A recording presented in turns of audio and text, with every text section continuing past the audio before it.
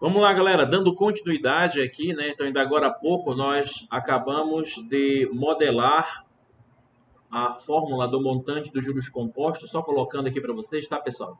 Que o montante ele depende do tempo de aplicação, que ele é dado pelo capital inicial, que multiplica mais a taxa elevado ao tempo, pessoal. Esse tempo aqui ele fica no expoente. Então, como você pode perceber, né, nós temos aqui embaixo as informações que cada letra significa. Lembrando, pessoal, que o montante, na verdade, também pode ser calculado pela soma do capital mais os juros, ou podemos dizer, né, pessoal, que os juros nada mais é do que a diferença do montante menos o capital, tá? Então nós temos aqui essas ferramentas que elas são importantíssimas, tá? Então tá aqui a fórmula do montante dos juros composto, que nada mais é do que uma função exponencial, tá? E o montante também obedece, né, à soma do capital mais os juros, e que os juros, como eu falei agora há pouco, é a diferença, né, do total acumulado menos o que você aplicou, o início, né? Então, montante menos o capital inicial. Então, nós temos aqui todas as informações. Nós temos aqui, então, que J representa os juros, tá? Que é o que rende até o final do período. Então, tudo que rende, pessoal, é o juro, tá? C representa o capital inicial, também conhecido como principal, que é o valor sobre o qual são cobrados os juros, tá? Nesse caso, no primeiro montante, porque nos próximos períodos, a, a, não vai ser mais a taxa aplicada em cima do capital, em si, em cima do período acumulado do ano anterior, né? Ou do período anterior. O I representa a taxa, que geralmente aparece em percentual, acompanhado da expressão tipo a taxa pode ser ao dia, ao mês, ao ano, né? Nós temos aqui o T que representa o tempo, que é o período da aplicação, e M, claro, é o montante, que é o valor acumulado. Beleza? Então, esses são os elementos aí. Vamos lá. Agora vamos fazer um paralelo dos juros simples e dos juros compostos, inclusive comparando o gráfico de cada um dos dois. Tá? Então, vamos colocar bem aqui. Primeiro, vamos falar do juros simples. Para quem não lembra, a fórmula dos juros simples é igual a capital vezes a taxa vezes o tempo, que obedece também a seguinte soma, né? Que o montante é igual a capital mais os juros. Fazendo a substituição aqui, então, capital mais os juros, que eu acabei de falar aqui em cima, que é CIT. Então, nós podemos fazer a seguinte situação, ó. Montante é igual a capital. Esse C vezes I, eu vou colocar ele aqui dentro do parênteses, ó, que é o capital vezes a taxa, vezes o tempo. Então, eu posso pegar essa expressão toda e colocar aqui para frente, tá? Então, dizer que montante é igual a capital vezes a taxa, isso multiplica com o tempo, somado com este C, tá? Só fiz mudar a ordem que não vai alterar nada. Então, se você está ligado, pessoal, isso aqui é uma função do primeiro grau, sendo que o montante representa o Y, sendo que esse produto de capital vezes a taxa é como se fosse nosso coeficiente angular. O T representa a variável, no caso, x, tá, da função. E este capital inicial C é como se fosse o B, que é o coeficiente linear. Só lembrando, tá, pessoal? Esse A é o coeficiente angular da função do primeiro grau. E esse B é o coeficiente linear. E o gráfico de uma função do primeiro grau, vocês lembram, pessoal? O gráfico é uma reta. Olha só aqui, ó, traçando a reta em azul. Sendo que onde ela corta o eixo do Y, só que quem está fazendo o papel do Y aqui, pessoal, é o montante, né? Vamos colocar aqui, ó, montante. Ele corta sempre no valor inicial. tá? O valor inicial aqui, na verdade, é o nosso coeficiente linear, que é o B. E o B aqui, na verdade, é o capital inicial. Então, tá aqui, ó.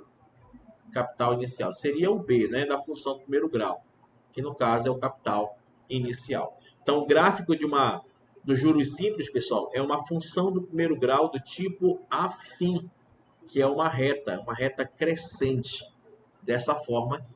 Tudo bem? Bom, agora vamos falar aqui do juro composto, pessoal. A fórmula do juro composto é a seguinte, ó. Montante é igual ao capital inicial 1 mais a taxa elevada ao tempo. Isso aqui, pessoal, representa uma função exponencial, como eu falei, ó, sendo que o montante representa o y, o capital inicial como se fosse a nossa variável aqui, p. Tudo isso que está dentro do parênteses é a base da potência que nós indicamos por A. E esse expoente, que é o tempo, é como se fosse a variável x, tá, pessoal? Então, está aqui só comparando a fórmula do montante com a expressão que representa os juros, no caso, a função exponencial com os juros compostos, tá ok? Muito bem, o gráfico, pessoal, seria o seguinte, ó. O gráfico de uma função exponencial é uma curva, nesse caso crescente, que tem esse comportamento bem aí, ó, essa curvatura, esse gráfico vermelho que representa a fórmula do montante dos juros compostos, tá? Enquanto a dos juros simples é uma reta, dos juros compostos é uma curva, você pode observar, tá? Nos juros compostos, pessoal, o gráfico vai iniciar também como se fosse do B, só que quem está fazendo o papel do B aqui é o capital inicial, por isso que também tem que permanecer o capital inicial. Agora, olha só, bem aqui tem um momento em que essa curva e essa reta elas se encontram. E esse ponto de encontro, se você projetar lá no eixo do X, que quem está fazendo o papel do eixo do X representa o tempo, ele vale 1. Esse período aqui vale 1. E aqui nós temos a origem que vale 0. Agora, olha só, pessoal. Existem dois tipos de pessoas ou de empresas aí, quando se trata em questões de matemática financeira. Nós temos o credor e nós temos o devedor. Qual a diferença do credor e do devedor, pessoal? Ora, credor é aquele sujeito ativo, né? Ou seja, é aquele que cobra, né? É uma pessoa ou empresa que empresta ou vende algo em prestação. Esse aqui é o credor, é o que empresta, é o que vende. Já o devedor, pessoal, é aquele sujeito passivo. É aquele que deve realizar o pagamento do empréstimo, né? É aquele que pegou emprestado e você tem um compromisso de pagamento. Esse é o devedor. Agora nós temos duas situações. Nós temos duas situações aqui que devem ser consideradas. A primeira situação é nesse intervalo aqui que vai de 0 a 1. E a outra situação é nesse intervalo aqui, deixa eu pegar uma outra cor, pegar um verde, que é maior do que 1. Tem situações em que é mais vantajoso para o credor os juros simples do que os juros compostos e vice-versa. Tem situações mais vantajosas para o devedor nos juros simples ou juros compostos, depende do referencial. Por exemplo, nesse intervalo amarelo, olha só, nesse intervalo amarelo entre 0 e 1, você concorda comigo que essa curva ela está por baixo da reta? Não é verdade? Então, nesse intervalo de 0 a 1, a curva ela é menos, ou seja, ela é menor que a reta. Então, entre 0 e 1, é mais vantajoso para quem aqui, pessoal? Para quem jogar juros simples. Ó. Mas juros simples, por exemplo, para o credor, é mais vantajoso ele colocar juros simples, porque os juros é alto aqui, ó, tá? Entre 0 e 1. Já para o devedor, é mais vantajoso também colocar juros simples, né? Porque os juros simples, não, os juros compostos, na verdade. Porque o devedor, aquele que deve, que vai pagar menos juros. Então, ele terá que apostar aqui para o gráfico dos juros compostos, que é essa curva aqui. Que quanto menor os juros, né, melhor para o devedor e pior para o credor. Tá? Agora vamos analisar se o tempo for maior que 1. Se o tempo for maior que 1, percebe que a curva dos juros compostos já sobressai a reta, né? Já está por cima da reta.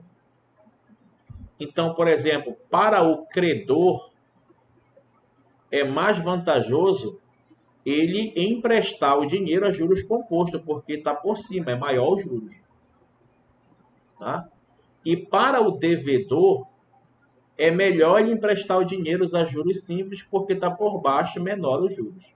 Então, é essa interpretação que eu quero que você tenha aqui, entre o credor e o devedor, dentro desse intervalo. Então, são dois intervalos aí que devem ser considerados.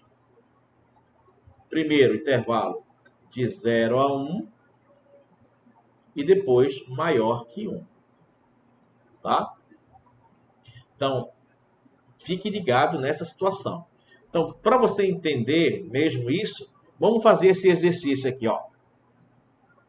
Acompanhe comigo a leitura. Ó. O gráfico a seguir representa as evoluções no tempo do montante a juros simples e do montante a juros compostos. Ambos a mesma taxa de juros. M é dado em unidades monetárias e T na mesma unidade de tempo que se refere à taxa de juros utilizada. Analisando-se o gráfico, conclui-se que para o credor, olha só, para o credor, lembre-se que o credor, pessoal, é aquele que cobra, é aquele que empresta. É mais vantajoso emprestar a juros? Como? Letra A, sempre juros compostos? Sempre? Não, né, pessoal? A gente sabe que tem um momento em que os juros simples é mais vantajoso, né? Não é sempre o composto, não. Então, está errado o item A. O item B, para o credor, é mais vantajoso o composto se o período de empréstimo for menor do que a unidade de tempo aqui, né? Então, se for menor a unidade de tempo, tá aqui, ó, menor que a unidade de tempo, por cá, ele está falando que é mais vantajoso o credor jogar em juros compostos. Ó, juros compostos é essa curva aqui. Ó. Então, menor que uma unidade, o juros composto está por baixo da reta. Então, os juros no juros composto é baixo. Então, para o credor não é vantajoso emprestar com juros baixos, porque qual é a intenção dele? É obter juros, né? Obter renda. Então, não é vantajoso ele emprestar juros composto menor de uma unidade de tempo. Deu para entender, pessoal? Porque o juros está baixo aqui. E para o credor, os juros tem que estar alto. Credor como se fosse um banco, entendeu? Vamos lá. Então, a letra B não é. Letra C, para o credor é simples, sempre? Sempre vai ser simples? Não, né, pessoal? Vai ter um momento que o simples vai ficar embaixo, ó, de novo. O simples é essa reta aqui, né? Então tem um momento que o simples fica por baixo e o composto fica por cima. Então não é sempre simples. Vamos lá. É mais vantajoso para o credor nos juros simples se o período de empréstimo for maior que a unidade de tempo. Então, simples, pessoal, maior que a unidade de tempo, maior que a unidade de tempo, isso aqui, maior que 1, né? Para cá. Maior que 1, o juros simples está aqui embaixo. Se está aqui embaixo, é menor os juros. Então, para o credor, não é vantagem ter juros baixos. Como eu falei para vocês, o credor, o objetivo dele, ele é receber maior juros do empréstimo que ele faz. Então, não é vantajoso o simples. O certo seria o quê? O composto, que no caso é a letra E. Vamos verificar a letra E aqui. Ó. Ele fala que é mais vantajoso por credor o simples se o período de empréstimo for menor que a unidade de tempo. Opa, menor que a unidade de tempo é dentro desse intervalo aqui, né? Amarelo, né? Que a gente mostrou. Então, nesse intervalo aqui amarelo, menor que 1, você pode perceber que o juros simples está por cima. A reta está por cima. Então, aqui vai ser maior as taxas de juros. Tá? Então, de fato, a resposta correta é a letra E. Tá na mão, galera? Deu para entender aí? Questões como essa são questões que caem bastante na prova do Enem. Bom, vamos lá. Nos próximos vídeos você vai ver outras questões de aplicação de juros compostos.